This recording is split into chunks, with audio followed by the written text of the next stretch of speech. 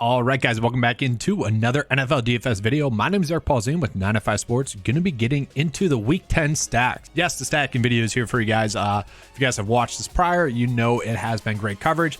I don't like to brag, but if you guys could brag for me in the comment section with how, pretty awesome the stacks have been, I would appreciate it. I'll touch on it real quick. Obviously, last week, Justin Fields, Darnell Mooney was a great start. Basically, we've had 4 slates in which we've targeted the Dolphins, and it's been very beneficial. Okay, week 2, and some other weeks as well. It's been nice. And if you just play the core plays or cash plays with those stacks, this has been you. It's been fun. Okay, so I do really like the stacks that are on this slate as well. And hopefully they hold up because they're nice. They're nice. We'll just put it that way. So if you guys enjoy this coverage, make sure to give a like and subscribe. We'll get into the stacks right now. So as always, I'm going to show you guys the stacking report. Okay, the stacking report is just taking the receiver number 1, the RB number 1, the tight end number 1, and the QB number 1 for that offense and just trying to get a foundation for which stacks could be the best. Okay, obviously you can switch it up a little bit. You can go with 2 receivers, maybe not the running back. This just gives us a good idea, a good starting point. So to start off with, yes, the Chiefs are going to be one of the best stacks on the slate. And they're not really too high owned. Okay. Juju looking like a great play. He is high owned. Patrick Mahomes, not too high owned. Travis Kelce, not high owned. So this is going to be a great stack. I don't think we have to play CH or Jerick McKinnon or Isaiah Pacheco. I mean, you could go that route. I do think we could go with someone like McCole Hardman instead at a cheap price point as well. So there's going to be lots of stacking opportunities there. And then the next best stack, projection-wise, it's no real surprise here. Dalvin Cook, Justin Jefferson, Kirk Cousins, and TJ Hawkinson. Okay, Dalvin Cook has been very consistent. Kirk Cousins has been consistent. Justin Jefferson, and TJ Hawkinson came in and looked good with the Vikings last week. So no big shock there. Then we got the Buffalo Bills. The Bills are interesting because they always pop up for one, but the Josh Allen stuff, is he going to be ready to go? And that's a big question. This could be a good stack. On paper, it's a great matchup. You could go all 4 of them, honestly. Knox, Singletary, Allen, and Diggs. You could easily go that route. I wouldn't mind it. I don't know if we have to. From there, Cardinals, from there, we don't have to go too crazy with it. Let's talk about projected value. Which one is the best projected value? And when you know it, it's the Kansas City Chiefs, baby. It's a stack that I'm going to be on a decent amount, guys. And you guys are seeing it says second. This is because it takes into account the full slate. Okay. We are just looking at the main slate stack. So yes, a strong one. And then actually one that's kind of popping up there, and you could see it happening, is the Pittsburgh stack. Maybe Kenny Pickett comes in and looks better after the bye week. Deontay Johnson's at a cheap price point. I don't think you have to play Najee Harris or even Pat Freiermuth, but maybe you go with George Pickens instead. That could be a route in which you're going. I don't hate the New Orleans stack as well. Juwan Johnson, Chris Olave, Andy Dalton, and Elvin Kamara. You could play all 4 of those guys and have a decent stack as well. Now let's just look at the best leverage rank stack. All right, this is just taking in the ownership leverage and comparing it. Which one gives you some good leverage to the field? Now, a lot of people are going to be scared of the Buffalo Bills matchup, and that makes sense, but that's also why the Viking stack is going to be popping up there. No shock there. The Cardinals, not a terrible stack as well. Maybe you don't have to play James Conner. Maybe you go with Rondale Moore instead in the stack, but that's a decent one.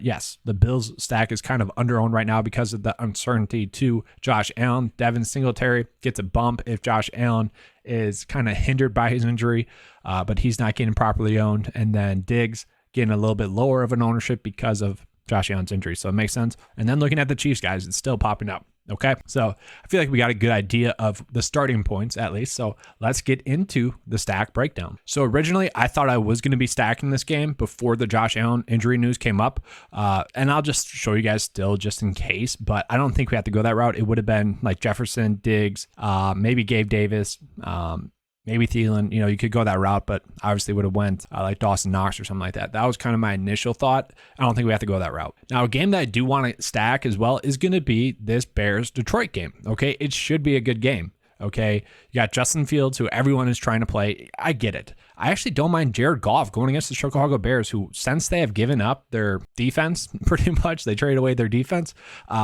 they have been giving up a lot of DraftKings points. Okay, it's pretty obvious there. So Jared Goff, if he is someone that comes in and throws the ball, 40 to, he's not going to throw the ball 40 times. I guess he's only done that once, but over 30 attempts. Okay, there's a possibility that he does get 20 DK points. So if you are trying to stack this game, maybe you go with Jared Goff instead, and then you could go David Montgomery, playing 70% of the snaps, gets a great matchup. You could go that route. Running back wise, I'm kind of just staying away from Swift and Jamal Williams. It seems like we're trying to get lucky there, and I don't really like that. And then obviously you're playing St. Brown, Darnell Mooney I like a lot. Chase Claypool, if he plays more snaps, obviously would be a great price point play. Had 7 opportunities in like 30% of snaps. So if he just doubles his snaps, I'm not going to say he's going to double his opportunities, but he could see 10 targets in the game. Like that is a route in which I don't mind. And then for the Detroit Lions, trying to figure out which receiver is going to go. If Josh Reynolds is active, I think he's a great value. He's not practicing on Friday, so probably not going to play. Probably looking at Khalif Raymond once again, playing about 90% of the snaps. That is awesome. Okay, so a decent game stack here, and you're not really like hindered too much by it. If you want to take it a step further, you could even go Cole Kmet. Like if this game blows up, it's awesome. And then you could easily afford to pay up for whichever running back you want, and you have a lot of salary left over. Now, obviously, you don't need to go this route too much, but let's just put Fields in there, and then you're still paying up for a great defense. Not a terrible stack there. And now easily my favorite stack on the slate is going to be the Jaguars-Kansas City game because they're all kind of too cheap. Patrick Mahomes has obviously been playing really well. I think we can lock in 30 DK points from him, but I kind of like, yes, play him in a stack as well. But I like the idea of playing Trevor Lawrence a little bit more in a matchup in which you would think they'd be playing from behind a little bit more. I do expect this game to be high scoring. So you could easily go Travis Etienne as well, who, if this game is going to be more of a game in which the Jaguars are playing from behind, then there should be some targets to Travis Etienne. I don't like the idea of playing both Lawrence and like Etienne in cash, although I think you can get away with it. I do like the idea of playing them in a GPP stack together because game script wise, it does make sense. And then from there, man, you could just blindly click on a lot of these guys. It's as simple as that. But we'll talk you through it. So like Juju, obviously Juju just playing a lot of snaps now, playing about 80% of the snaps, been getting targeted a ton, gets a soft matchup against the Jacksonville Jaguars. You know, if those targets continue to be there like they should, like, you know, you'd imagine this is a very cheap price point for him. He is someone that could easily go out in 3x, maybe even 4x at that price point, especially if this game does become kind of a high scoring game. Christian Kirk, obviously in a great matchup against the Chiefs. He was someone I told you guys to try to trade for last week because he had a great matchup. He had his best matchup of the season thus far, or one of his best matchup of the season thus far, especially in a long time. And now that happens again going against the Chiefs. So yes, I expect him to get a lot of targets. The only worry I have is that his snap counts have went from like 100% about to like 85 to 80% of the snaps, which I don't like as much, but you know, maybe that's just keeping him more fresh. And that is something that I would like. So in a stack, it just makes sense, especially game stack.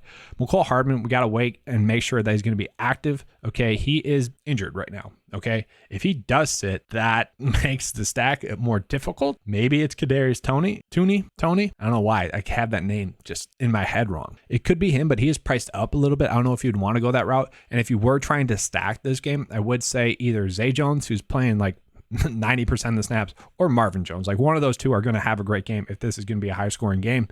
Hopefully, you know, they kind of were eating into each other last week. Not terrible plays either way, but you know, obviously we want more from that, but let's just play both of them for now. This is wild. I don't know if you have to go this route, but and then you're looking at Travis Kelce, who Travis Kelce is currently very undervalued. A lot of people are paying up for running back, which means they're not paying up for Travis Kelce, who, you know, could easily go out and break the slate. Then you still have a lot of salary left over to finish out whichever stack you want, like a decent stack here as well. And then it wouldn't be a 9 to 5 stacking video if we weren't targeting the Miami Dolphins at least a little bit here, guys.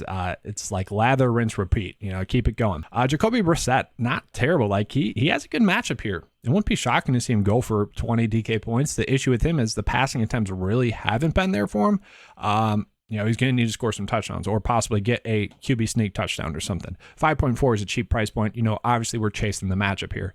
Running back wise, you could easily go Nick Chubb and Jeff Wilson Jr. I'm not saying you have to do that. Like for this stack, I probably wouldn't do that. So we'll take them off. And then you're going with Tyreek Hill and Jalen Waddle once again, just keeping that up. Now, yes, they are both finally priced correctly. Okay, they're no longer like free, easy plays. Finally priced correctly. But obviously Amari Cooper then also does get a great matchup. The targets have been there playing so many snaps. Should be an easy play for you. And then also DPJ, I don't mind. Not really getting targeted enough, I should say, but he is playing a lot. And he has been consistently putting up over 10 DK points. Obviously a great matchup, someone you could look at as well. And then I don't think you have to play tight end, but you know, a very strong starting point to a stack. And then you could fill in with the cash or core plays as needed. There is a route in which you could go like Dalton, Kamara, Olave, Landry if he's active. and then Jawan Johnson, and then run it back with Deontay Johnson and George Pickens. I don't hate that. It's not something I'm particularly going out of my way to play, but if you're trying to game stack, that could be one in which works as well. And then kind of my last game stack that I like the most is going to be the Denver one, just because it's going to be low owned and it's not really sexy. And I kind of like that, honestly. So you got Russell Wilson, who coming off the bye week should be healthier. Okay. I do think a lot of people just write off the fact that some of these good quarterbacks are injured. Okay. Aaron Rodgers with his thumb, I do think that's been affecting some of those short touch passes, like simple passes. I do think it's kind of clearly been hindering him. Russell Wilson, I do feel like the hamstring injury has been hurting him a little bit. Okay. And having time off does help the recovery process. And maybe that just helps the continuity of the offense as well, the chemistry of the whole team, just having that bye week. Okay. The fact of the matter is, they get a great matchup going against the Chiefs. And that's the biggest thing. Like Jerry Jeudy, probably priced up too much. Obviously, you'd rather play Courtland Sutton, the better of the two receivers. But Jerry Jeudy has been very good thus far recently. And the issue with these two is that if Jerry Jeudy goes off, it seems like Courtland Sutton has been going off. And that's the biggest issue. Although I do expect Courtland Sutton to have a bounce back week. I expect him to have a great game. And then obviously Greg Dulcich in a great matchup as well. He's kind of just like an easy play this week in general DFS wise. So we'll just put him in there. I don't know if I really need to touch on it. And then Tennessee wise, if you wanted to run it back with Derrick Henry, you can. Obviously that worked for the Chiefs Titans game. So that's a route you could go as well. But that is it for the stacking video. So the game that I'm going to be chasing the most is going to be the Chiefs versus the Jaguars. That's a game that I like. And then I probably will be tossing out a little bit the Miami stack as well. I just got to continue that. And then I also do like the Detroit game. So hopefully you guys enjoyed this video. If you did, please give me a like and subscribe. If you guys want to become a 9to5 member, get access to the 9to5 golf package, as well as the add-ons for NFL and NBA and NFL, sorry. You get access to the DraftKings lineup optimizers for those sports, as well as the cheat sheet for those sports, as well as the premium golf content. All available for $10 a month. I price it that way for you guys. Okay. Thanks for watching, guys. Let's have a good slate. And as always, let's keep cashing.